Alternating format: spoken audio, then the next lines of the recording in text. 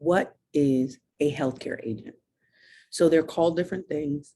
Healthcare proxy, all of them essentially mean the same thing.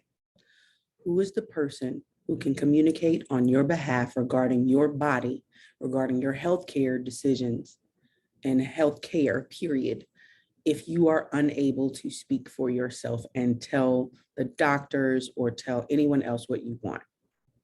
This person does not have authority to override what you say. They can only carry out what you've outlined in the document or make healthcare decisions for you. So it should be someone who you trust. Generally, it'll be a spouse, right? So if you're married, your spouse is going to be the person who has say so. But if you're not, or if your spouse is unavailable, then you would want someone else to be designated as that agent. Also, on the healthcare document, it generally will give you the option to say, do not resuscitate. I want to be buried or cremated. I don't want to be on life support beyond this amount of time. So your healthcare agent won't be able to override what your wishes are on this document. It makes things a lot easier because people already know, or it's outlined what you want.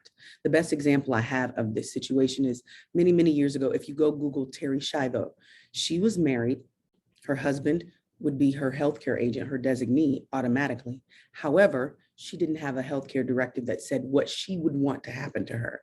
She had been in a car accident, I believe, and they said that there was no brain activity and that she would need artificial means to keep her alive for the rest of whatever that her life was. Her husband said that he did not believe she would want that, wanted to take her off life support. Her parents believed that she might be healed or she might come out of this state, this vegetative state. And so they fought him because she did not have her wishes outlined. This family went through court back and forth for like 8 years, keeping her alive on a machine.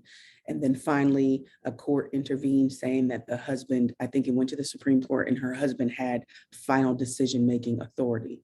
And so this healthcare directive will prevent that kind of thing because it will outline, you will be able to tell people whether or not you'd want artificial means, if you want to be fed through tubes, all of those things, you outline that. And so there's nothing for anyone to fight about. That document is going to govern.